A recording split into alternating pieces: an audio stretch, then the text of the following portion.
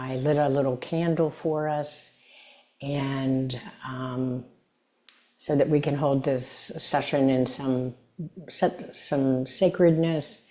And the little candle says, warm hug. So on behalf of the candle and myself, warm hug. So what we'll do is we'll have maybe like 15 minutes of an arriving meditation. And then I'll give a dharma talk. Then we'll stretch a little bit. And then I'd like to do a contemplation on death, sort of a meditative practice after we stretch. And then we'll have time for group sharing, reflection, and we'll finish around 12 noon, if not before. So with that, let's begin.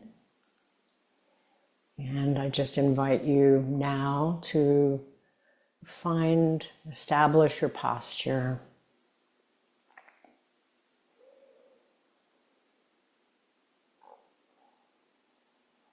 Taking some moments to adjust and arrive.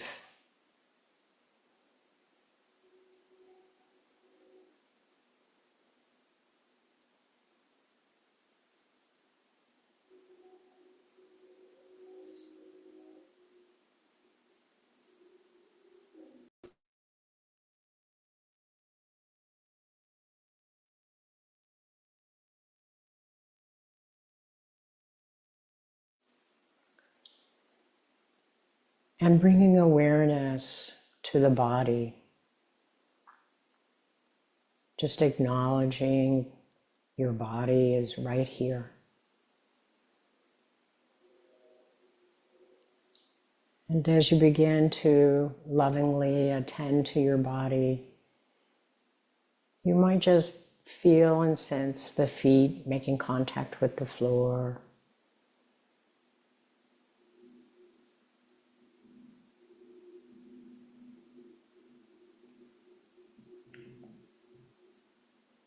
Really sensing into hardness, softness, pressure, warmth.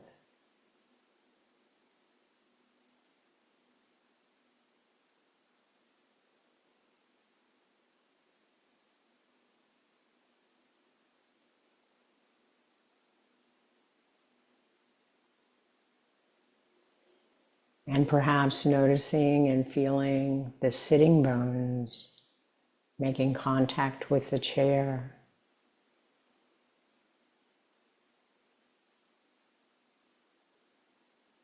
Without thinking about it, can you just sense and feel weight and pressure?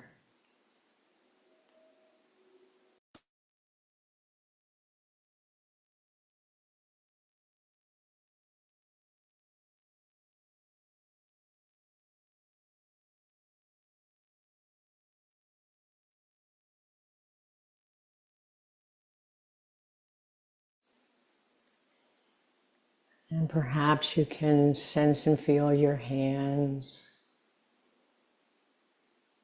touching the lap or touching one another.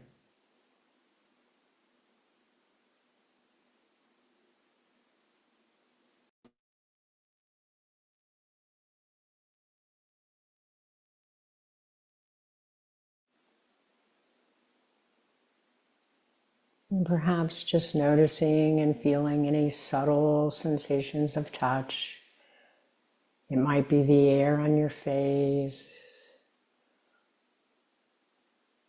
or the sense of your clothes touching the body in different places.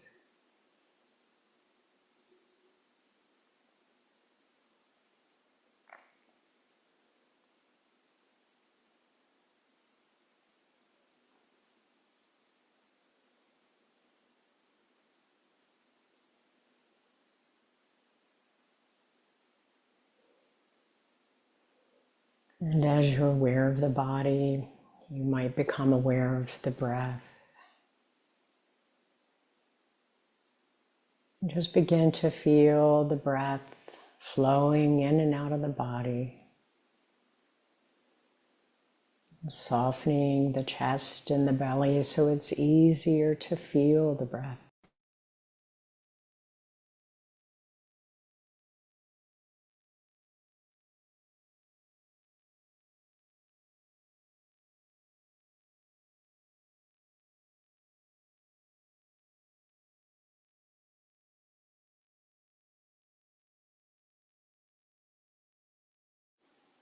Just allowing attention to center on the breath, settle on the breath, moment to moment.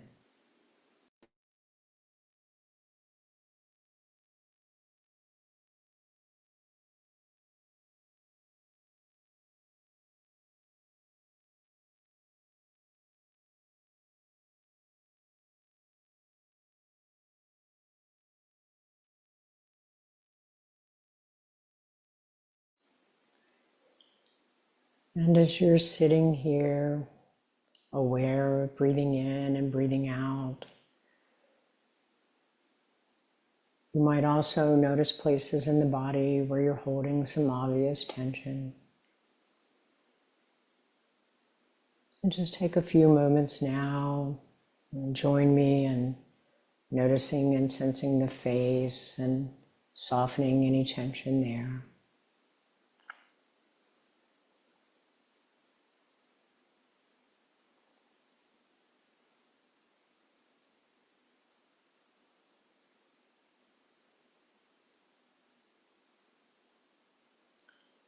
Perhaps allowing the shoulders to soften and drop, the arms and hands to soften.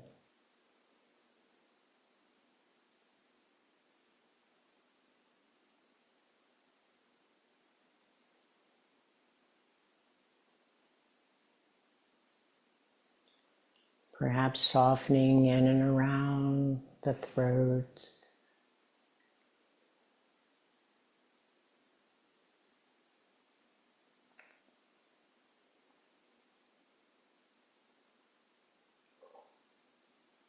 And bringing awareness to the heart space. And let's pause there. What do you notice inside and all around the heart space? What's present? Sensations, emotions.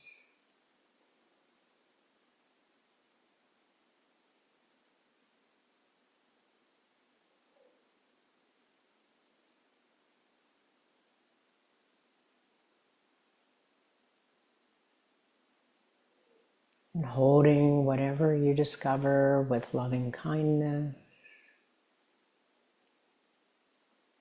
care.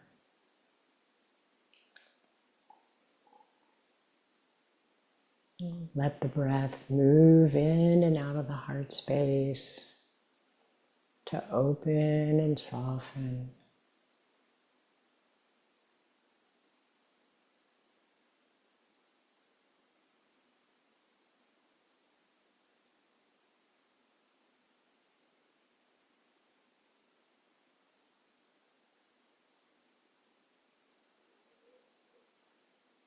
If you feel like taking a deeper, fuller breath at any time, I invite you to do that.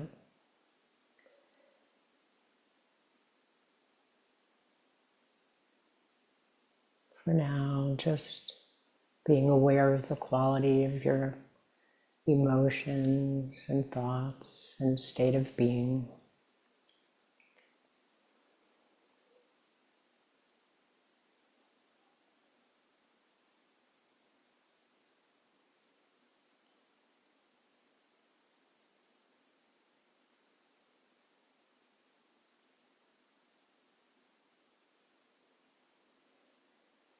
And before we leave the heart space, might we pause here to gladden our hearts, to warm our hearts.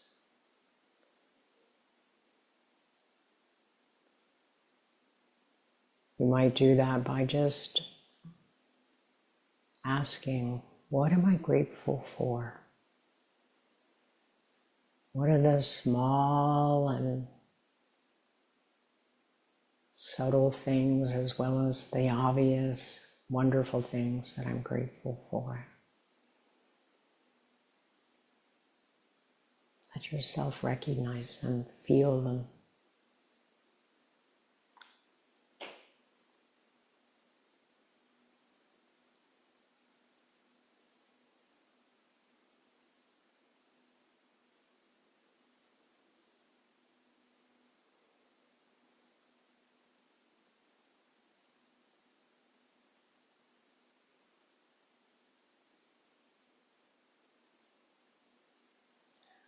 Inviting your whole being to light up, to warm up with this sense of appreciation and gratitude for what's good in your life.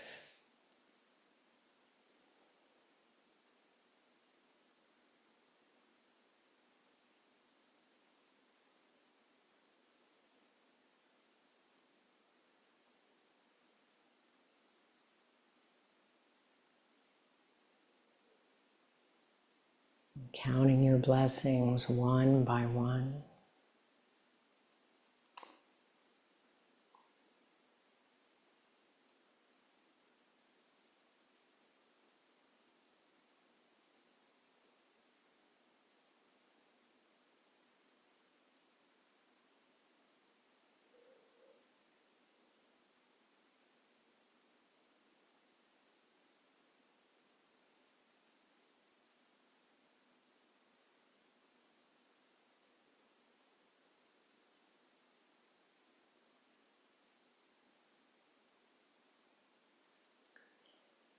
And now, leaving that gratitude practice and just returning to the simple feeling of the breath. Just being right here, with the rising and the falling of each breath. Letting yourself settle and arrive more and more.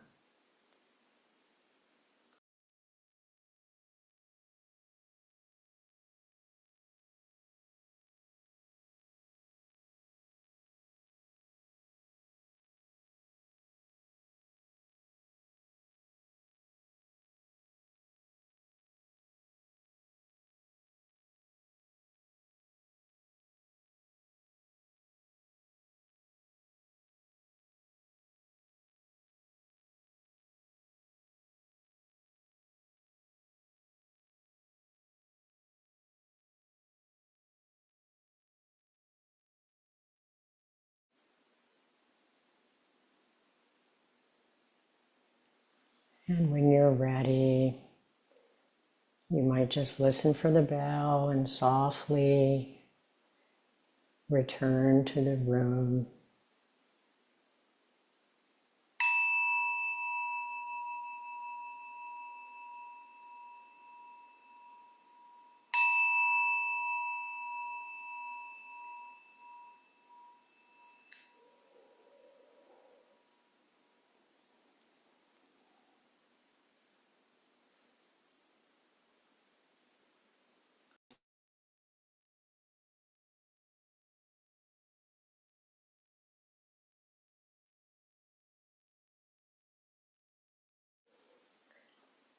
Thank you, everyone.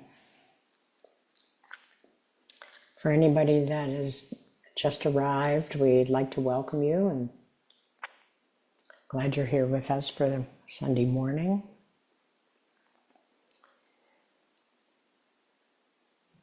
So I would invite you to relax, rest back, maybe use some of the collectedness and the calmness to receive the Dharma talk.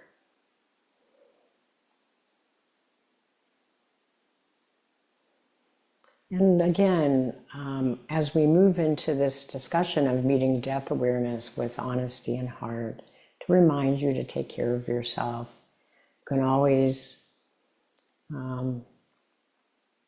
step away from listening for a while if it feels like too much in some way. But if it doesn't and feels manageable, then I encourage you to stay and perhaps embrace the possibility of expanding your capacity to explore death in an intimate way.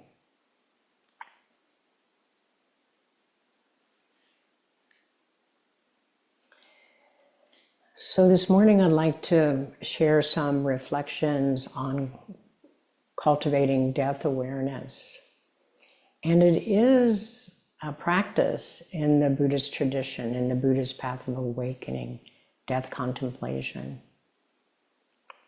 death awareness. To begin, I'd like to read something that I came across. And for me, it captured the raw truth of our mortality. And it's by Jeff Foster. He writes, "You will lose everything, your money, your power, your fame, your success, perhaps even your memories. Your looks will go, friends and loved ones will die, your body will fall apart. Everything that seems permanent is impermanent. Experiences will gradually, or not so gradually, strip away everything it can strip away." So as I chose that, I appreciated that it was stark, and maybe other teachers or other practitioners might express it in a more poetic or gentle way. And yet, what I heard in there was the Buddha's fundamental teaching on impermanence. And it was right there, unadorned. And I also chose it because it feels like it's personally true for me right now. I don't know about others, but it's not abstract anymore. It's becoming my own reality and the reality of many of my friends and my siblings, many of my therapy clients and their families. So I kind of appreciated the sort of unveiling that quote represented, at least to me. As we continue to talk about death awareness today, I would like to ground it in the Buddha Dharma. And as many of you know, it's said that the Buddha actually saw that aging, illness, and death were inescapable.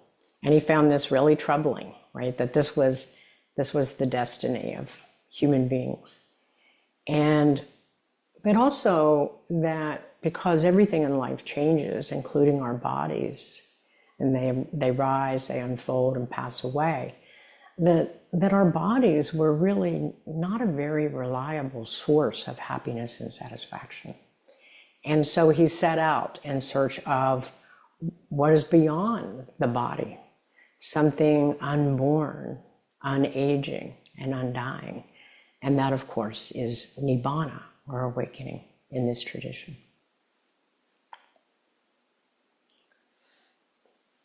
So in today's world, we sort of contemplate death by, talking about it. And of course, we might volunteer. There might be many ways that we approach and meet death. And of course, there's the very intimate way where we've had loved ones die that we truly loved and cared for. But in the Buddha's day, there was, contemplating death, the practice was not abstract, or it was actually very visceral and embodied. And one such practice you can still find it in the Satipatthana Sutta under the first establishment of mindfulness of the body. It's a practice called the 9 cemetery contemplations. And monastics were guided to actually gaze upon the bodies of dead people that were slowly decomposing. And each time they looked on a body, they were encouraged to recite a simple phrase. This body of mine will become like this. This body of mine will become like this. There's also a later version called the 9 Contemplations of Death that draw from an 11th century Tibetan Buddhist teacher. I think she was actually a scholar. And this is some of the work that you see from Joan Halifax Roshi and Larry Rosenberg. And that is available out there. It's called the 9 Contemplations of Death. There's many copies of it. If you're interested in that, I'm sure we can find it and post it for you. And later, we're going to actually go into a little guided meditation that would give you just a little taste for how to do those contemplations.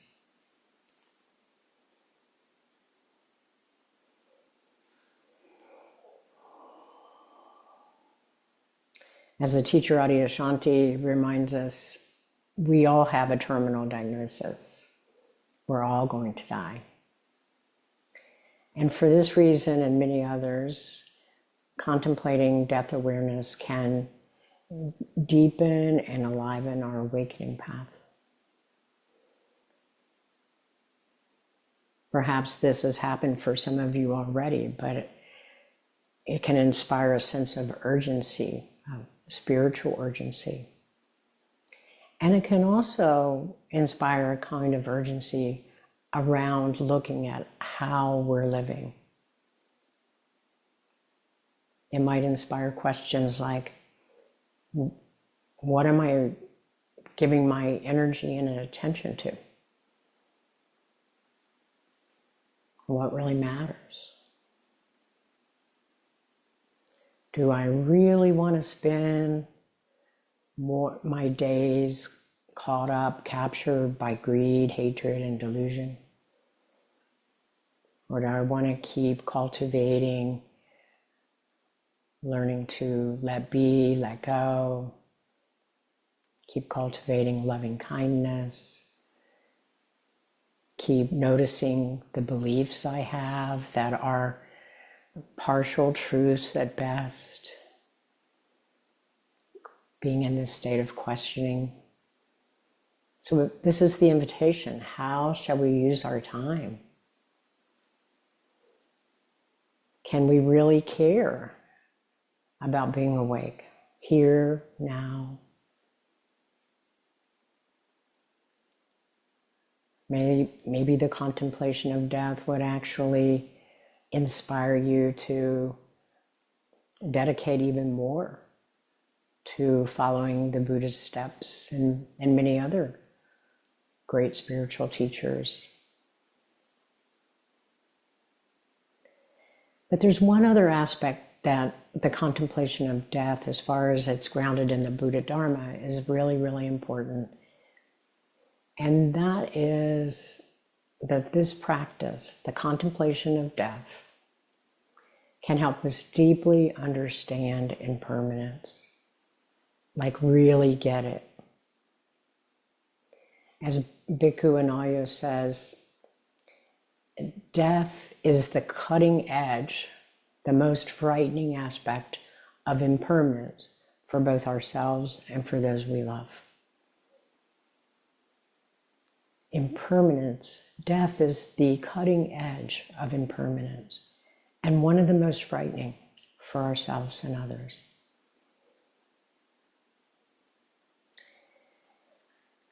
So now I'd like to switch to just sharing about a Zoom call that I listen to. And it was a Zoom session that was done for a very dear friend of the teachers, Atisha and let's see, I'm sorry, I forgot his name, Pendergrast, and John Pendergrast. I think some of you might know his work, John Pendergrast. So it was Atisha and John Pendergrast and their dear friend who was dying of lung cancer and another teacher. But the teacher that was dying of cancer was really the main focus of this webcast. And I think the purpose was twofold, perhaps to raise money for he and his family. But since they were all teachers, I think it was his final gift to share about his dying process and to give each of us, or those of us that were aware, got to see it, be present to it, gave us that gift of watching someone like ourselves on the path, balancing the drawl and the sadness and the grief of their humanness, and also at the same time resting back and reconnecting with their deepest and truest nature, and kind of going back and forth between those. So there were many wonderful moments, but I wanted to share a few things that I thought were worth remembering, and I hope you find them helpful. So these are some of the ways that he was meeting his imminent death, with honesty and also with care and compassion and love. So when they asked him the things that sort of help him, one of the first things he mentioned was crying. I love that. He said crying. He really cries. He just like gives himself to it, just cries. And he said actually that crying, he found that crying, really crying, was his superpower in this process, one of his superpowers. He talked a lot about how nature had become such a refuge, particularly the redwoods. And he would go out into the redwoods and he would commune with them, talk with them. And he said when he was there, he also had a lot of conversations with his ancestors. And that this really brought him a lot of comfort and wisdom. He was really honest and human, and he said that sometimes when the pain would get so bad, nothing, absolutely nothing would relieve it unless he went and sat in the redwoods. It was the only thing that would help him. And he would go and just, even sometimes they have to take him there, go be in the redwoods. He mentioned that when his physical pain got pretty intense, that he would actually send love to those parts of the body as if they were children. And that when he actually, instead of like resisting the pain and pulling away from the pain or trying to distract him, it was his own discovery. We've heard this, but it was his own discovery that really being present to it and really sending compassion to those places, that's what reconnected him to his true nature. It was by offering this love and compassion to the parts of him in pain that would keep bringing him back to resting in his true nature, resting in his Buddha nature. He also mentioned, and I think it's so encouraging that in today's world, we have so many beautiful, so much more help with the dying. Because he mentioned that being able to talk about his upcoming death and the different aspects of it was the most helpful thing, that this being able to to share and talk about it was what really, really got him through. It was a source of healing energy, he said.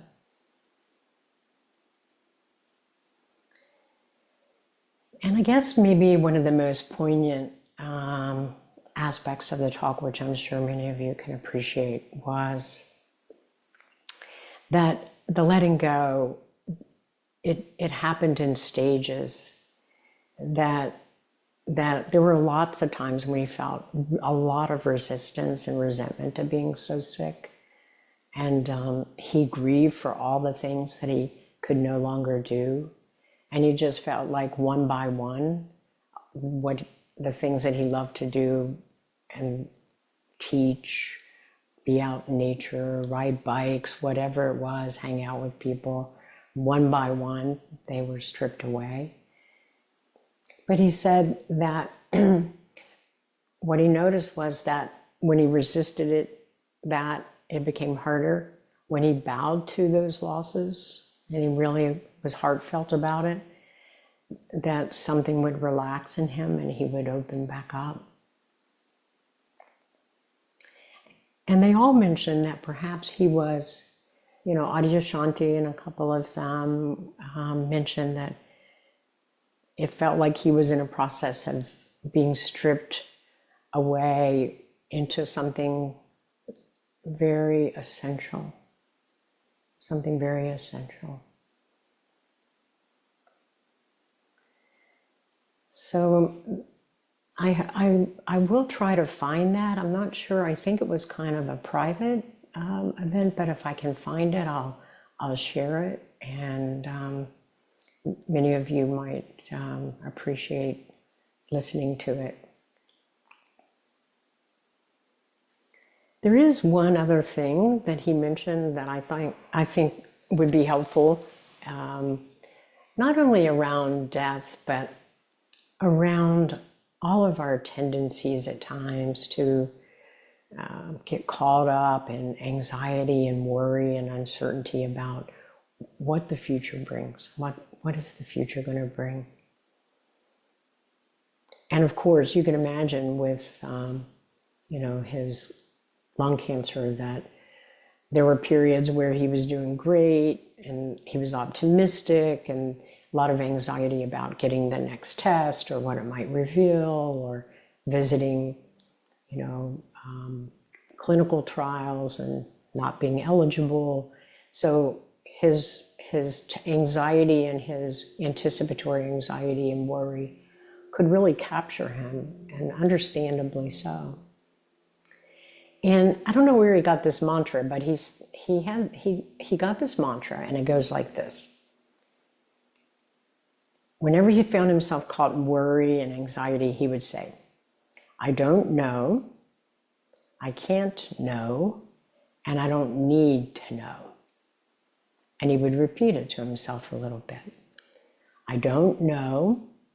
That was the truth. I mean, he called it truth-telling. I don't know. I don't know what's going to happen next. I don't know where this is leading. I can't know.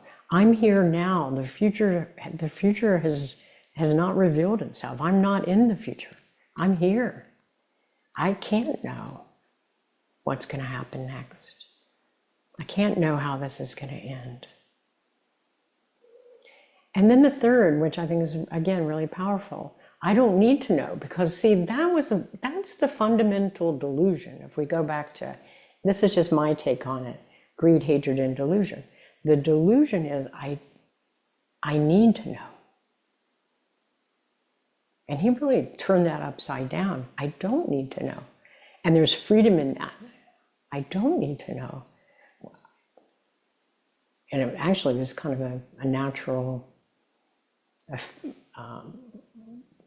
following out, if you will, from just really getting that I don't know and I can't know. It was kind of the next step. Perhaps I don't even need to know. Can just be here now where I am. And interestingly, he said that whenever he would do that mantra, that there was something about the truth that the truth of it was like opening up a door in his mind, and he would step into something that was more spacious and more relaxed and more with what was happening right then and there. So I wanted to pass that along. I've worked with a lot of anxiety and worry and uncertainty, and both as a teacher and as a person and as a therapist. And I really resonated with that mantra, and I hope you'll tuck it in somewhere and use it when you need it.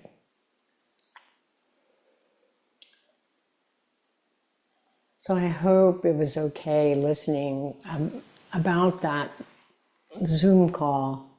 It was moving, it was authentic, and I don't use that word lightly, authentic, to show up at such a vulnerable time in his life and be willing to talk about it. And then to have it be held, and all of their lifelong commitment to the path of awakening, and have them talk about it and hold it in that context without spiritual bypassing, without any callousness, without any dismissiveness. They held it with a lot of tenderness. So I'd like to end by actually doing what Adyashanti did for his friend, and which is to share a poem. And at the end of this session, Adyashanti shared a poem by Walt Whitman. I don't know, for those of you who live in DC, that if you knew that Walt Whitman actually was a nurse and a volunteer in the hospitals in DC during the Civil War. And so he was very, very close to death and helping people at the time of death. So this poem, and you might, if you like, you can just kind of relax and receive it. It's called To One Shortly to Die by Walt Whitman. From all the rest, I single out you, having a message for you. You are to die. Let others tell you what they please. I cannot prevaricate. Let the others tell you what they please. I cannot prevaricate. I am exact and merciless, but I love you. There is no escape for you. Softly, I lay my right hand upon you. You just feel it. I do not argue. I bend my head close and half envelop it. I sit quietly by. I remain faithful. I'm more than nurse, more than parent or neighbor. I absolve you from all except yourself. That is eternal. You yourself will surely escape. The corpse you will leave will be but excrementus. The sun bursts through in unlooked for directions. Strong thoughts fill you, and confidence you smile. You forget you're sick, as I forget you are sick. You do not see the medicines, you do not mind the weeping friends. I am with you. I exclude others from you. There is nothing to be commiserated. I do not commiserate. I congratulate you. I exclude others from you. There is nothing to be commiserated. I do not commiserate. I congratulate you.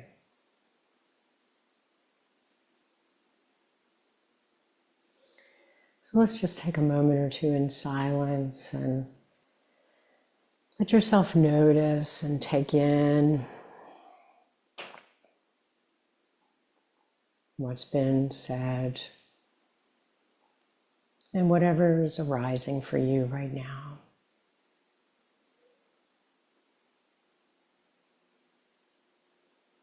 Just letting yourself feel what you feel, notice what you notice.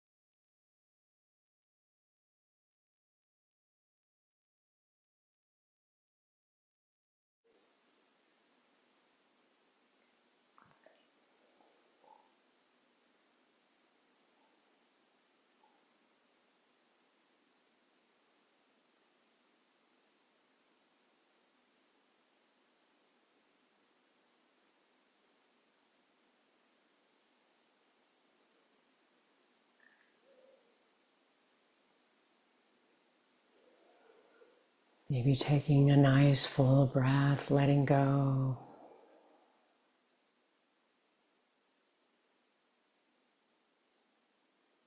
And thank each of you for listening and being available to talk about, explore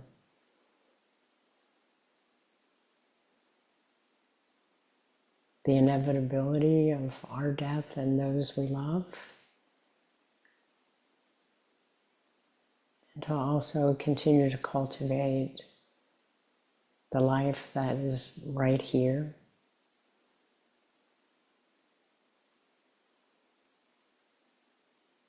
And may we continue to orient ourselves towards that which is aware,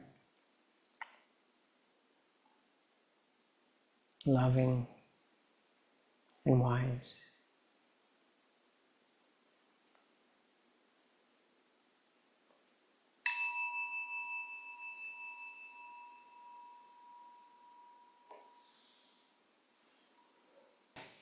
The mind can kind of go off into places that are sheer imagination, right?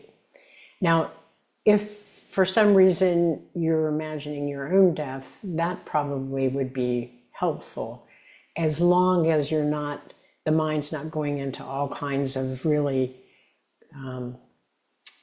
morbid or unlikely. So you want to use your wise attention, just like you do when your mind's captured by something that's not skillful or helpful. And the same would be true in a contemplation like this. You know when maybe, just be a judge of your own experience, when you know your mind's going somewhere that seems kind of made up and not helpful. Okay. All right. So again, inviting you to settle into your posture.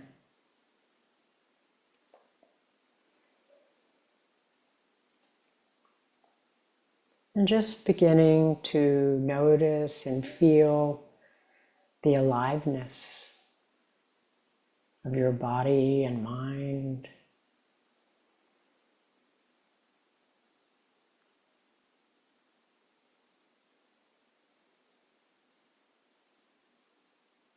Noticing how alive the body is with all kinds of different sensations.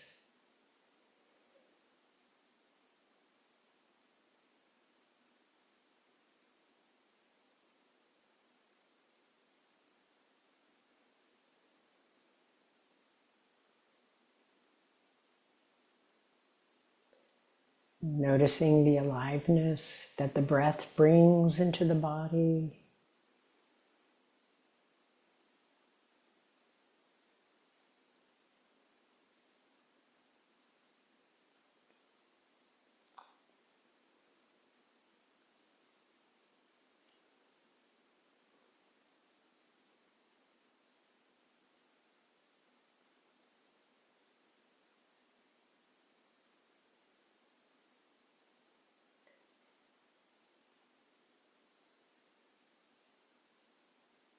Just being as fully present to the body and breath as you can.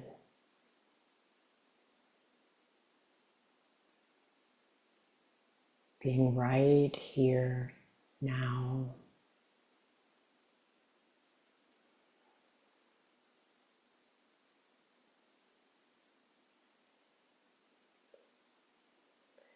And if you wish, you can join me in the contemplation.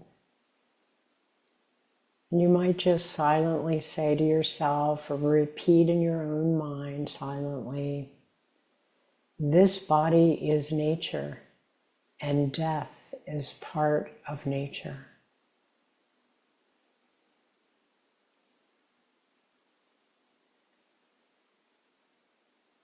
And as you hold that thought or continue to drop it in,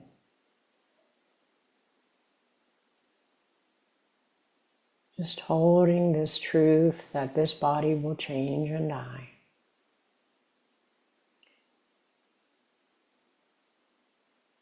And just notice, be aware of anything that arises, thoughts, images, feelings.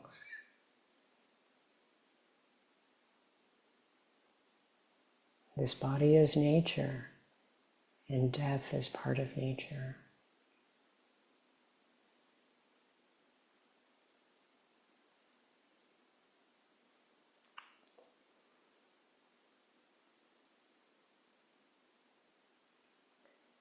This body is nature, and everyone dies.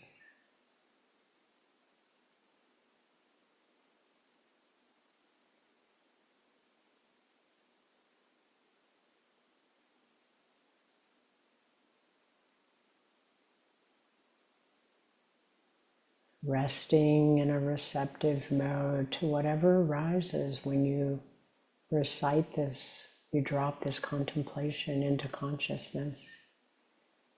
This body is nature and everyone dies.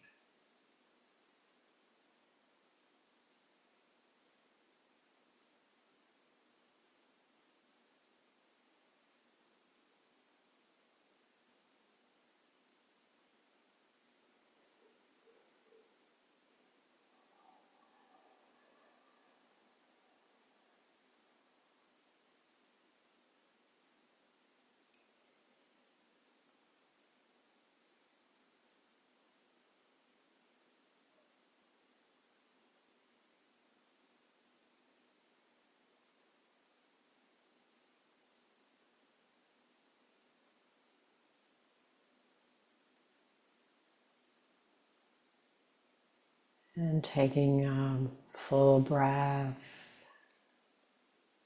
letting the exhale be nice and long. Invite you to open to another contemplation.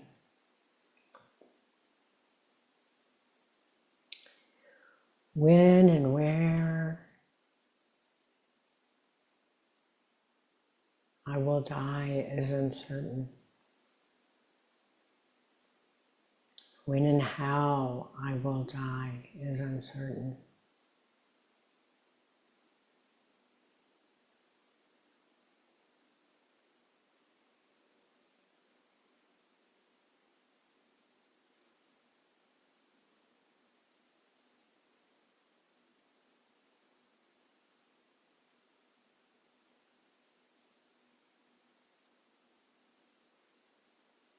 As you breathe in and out, allow that to touch your heart and mind.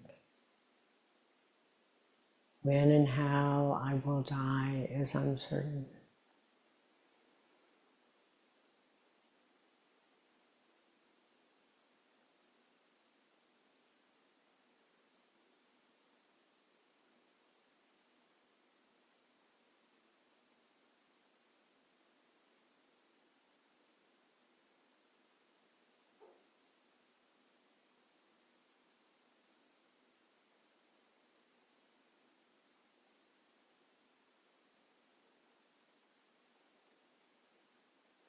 Can you open your heart and mind to embrace this uncertainty?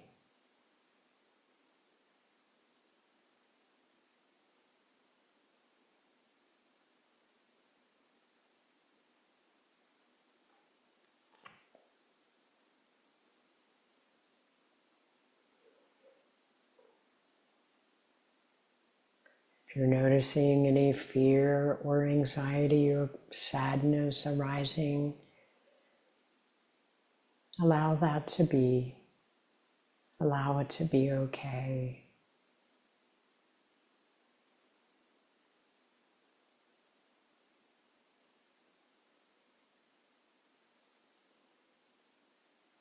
Just taking some time to sit with this inevitable truth that all of us will die sooner or later.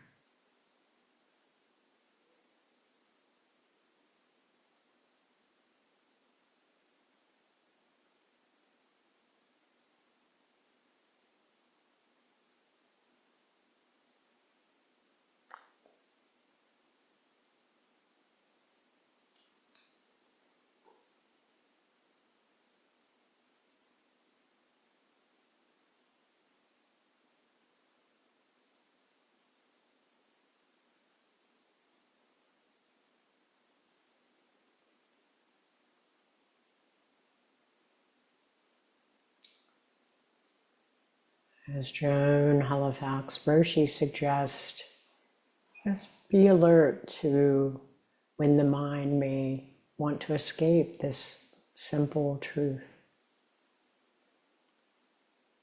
Death is inevitable.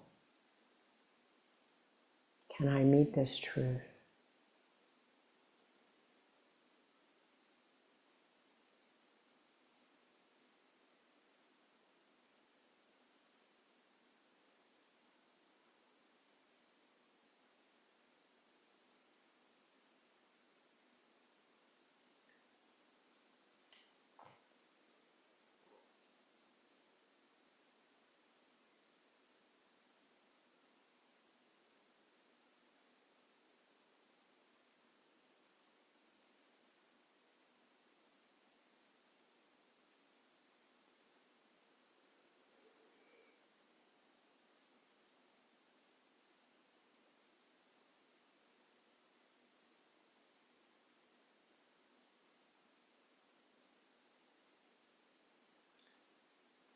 And as we move into the last part of this contemplation, you might consider, in light of your life's ever decreasing span, what are you doing with your life now to live fully?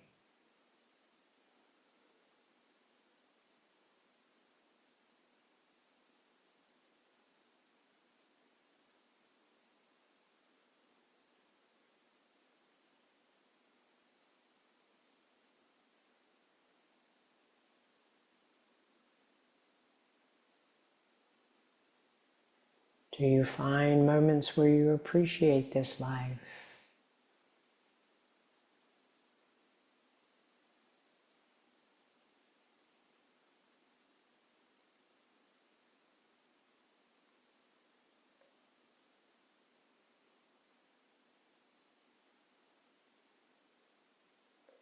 And what will give your life meaning?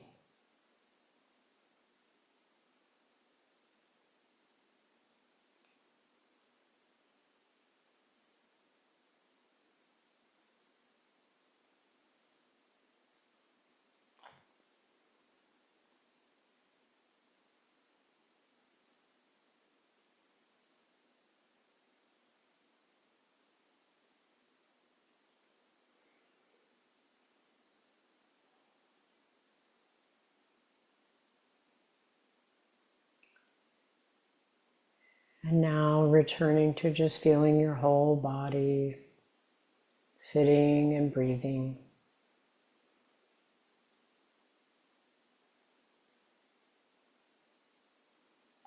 Maybe allowing or imagining that the whole space around the body feels loving and kind, and that you're being held in this space.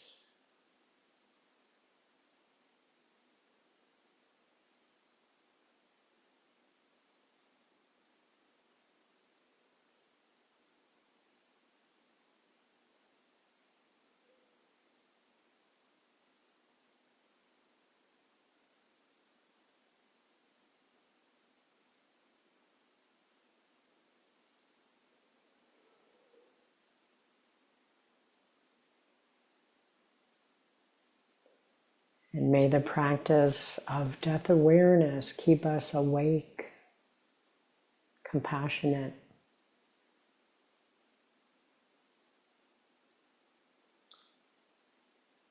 and may the closeness of death, the inevitableness of death, guide our hearts and our actions.